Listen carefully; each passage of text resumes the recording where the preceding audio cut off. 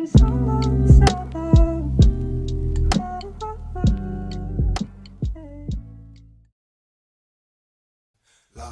in peace to my motherfucker.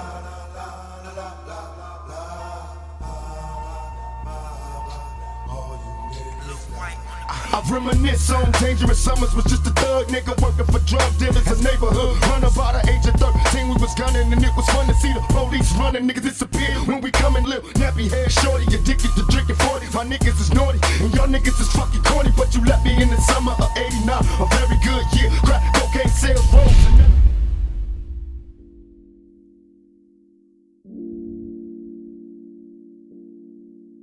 What's up guys, Kenan from kenanK TV here, and in this video I want to talk about why Nate Diaz will knock out and beat Dustin Poirier. Before we start, I want to clarify that this is not my prediction video. I will simply go over why and how Nate Diaz can win this fight according to all of his advantages. So with that being said, be sure to subscribe as I will make a video where I talk about Dustin Poirier winning this fight, and also as the fight gets closer and closer, I will make the ultimate Nate Diaz versus Dustin Poirier breakdown video along with my final prediction. So that being said, let's jump right into the video. Let's take a closer look at the tail of the tape. Nate Diaz is 6 foot tall, having a 77-inch reach. He's one of the taller guys in the division and definitely has one of the longer reaches in the entire division.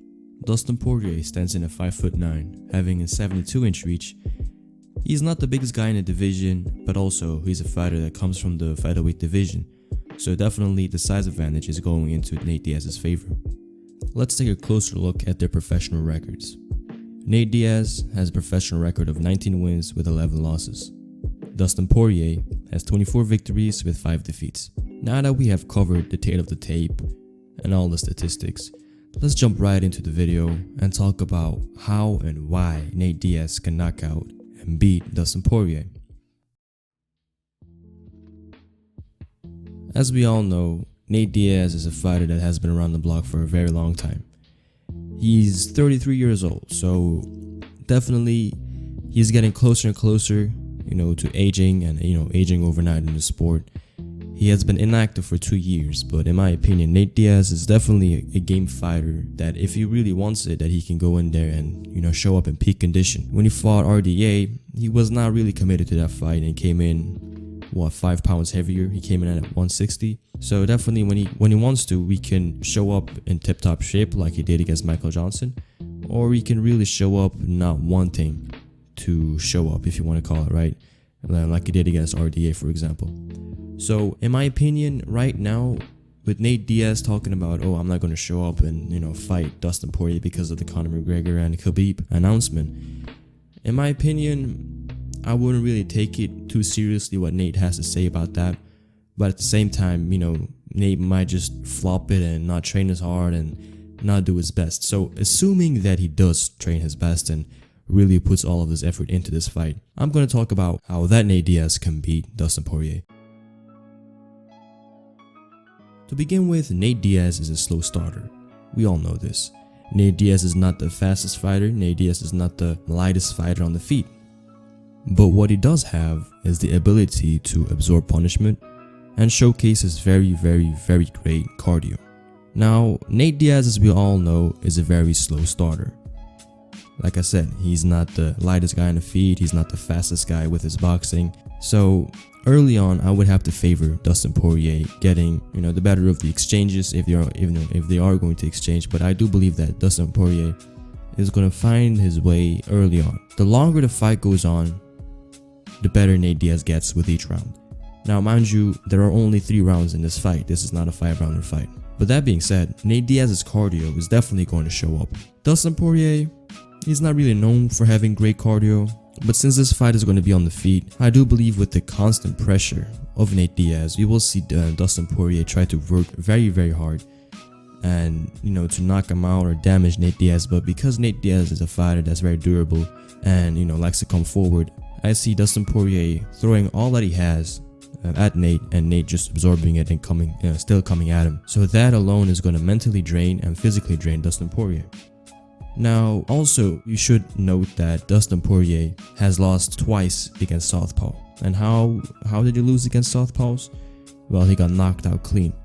Once against Conor McGregor, and then again against Michael Johnson. What does Michael Johnson and Conor McGregor in a way have in common, right? Hand speed. Hand speed is something that Dustin Poirier dealt horribly with. However, Nate Diaz has slow hand speed, so that's something that he doesn't really have to worry about. But what Nate Diaz has is a very, very long reach advantage, 5 inches, mind you. And then he has a 3-inch height advantage. So it's going to be very hard for Dustin Poirier to get in close, to find his range, and execute what he wants to do. For example, when he fought Eddie Alvarez, he had Eddie Alvarez coming at him, but because Eddie was shorter than him and had a, if I'm not mistaken, a shorter reach than him, he was able to find his distance and keep Eddie Alvarez at that distance. With his superior hand speed and movement, it was very easy for him to pick Eddie Alvarez apart from at that distance. However, that's going to be very hard when he faces Nate Diaz. Not only is he going to be at a disadvantage in terms of height and reach, but he's going to be at a disadvantage because Nate Diaz is a tremendous fighter who understands distance. Not that alone, Nate Diaz is very physical and dominant, something that the Diaz brothers are notorious for. They are, if you want to, I don't want to make them sound like a bully, but they kind of like to come forward and be the alpha in a fight, right? They don't like to be the type of fighter that's backing off, and they always come forward and show up and want to fight. Dustin Poirier will try to execute a defensive type of game plan, but I don't believe that defensive type of game plan is the type of game plan that's going to win him rounds or the fight.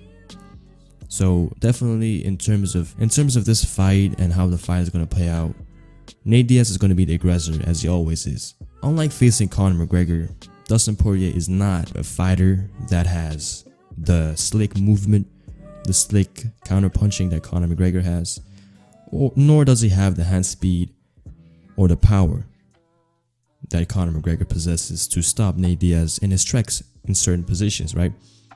If you look back at the Conor McGregor-Nate Diaz 2 fight, we saw Conor McGregor landing great shots that stopped Nate Diaz in his tracks momentarily, right? And that was enough for Conor McGregor to get out of position and reposition himself to breathe or take a quick break. I do not see Dustin Poirier having that type of power where he can buy himself time and, breathing room. I truly do not see that from Dustin Poirier. If anything, I see Dustin Poirier try to move away and constantly circle out of the way from the Nate Diaz constant pressure. Now, something that Nate Diaz lacks but makes up for with his physical attributes in terms of height and reach is hand speed, right? He doesn't have the best hand speed.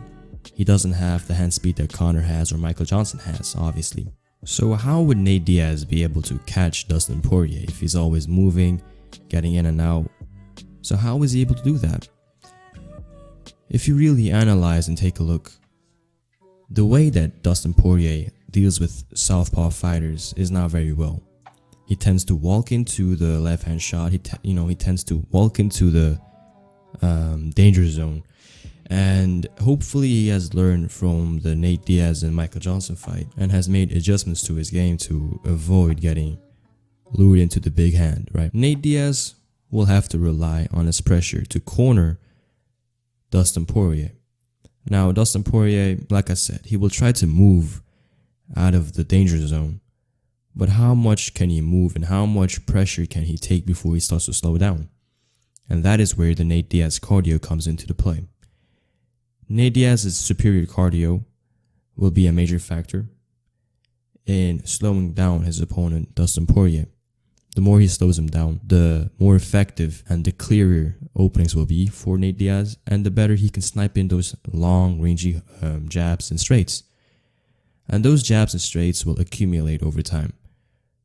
Luckily, there are only 3 rounds for Dustin Poirier, but 2 rounds is more than enough actually, the last 2 that is, for Nate Diaz. The second round will come along, Dustin Poirier will slow down. Nate Diaz's constant pressure will add up, and the punches that Nate Diaz has aren't really the heaviest of punches. But at the same time, Michael Johnson isn't really notorious for his punching power either. He was more known for his speed, but Nate Diaz's accuracy. So assuming that the punches will add up more and more with each round, the longer the fight lasts, the more wear and tear that will accumulate on Dustin Poirier, and the more damage he will take, thus getting closer and closer to his fall, if you want to call it. So Nate Diaz going in there, pressuring Dustin Poirier is definitely the game plan that he has to apply. Something that he has always been doing throughout his career, so nothing really to worry about there. The longer the fight goes on, the slower Dustin Poirier gets, the better Nate Diaz gets. The more the punches will add up, the heavier they will become, and the more damage they will deal. At the same time, Dustin Poirier has kind of a suspect chin. So if Nate Diaz can, test that chin himself, you will definitely see Nate Diaz having great success landing the big punches that he has always likes to land, and definitely get a stoppage victory over Dustin Poirier. But this is how Nate Diaz can beat Dustin Poirier. Be sure to subscribe, as I will make a video on how Dustin Poirier can beat Nate Diaz. That being said, I'm kenanK from kenanK TV, signing off. Later.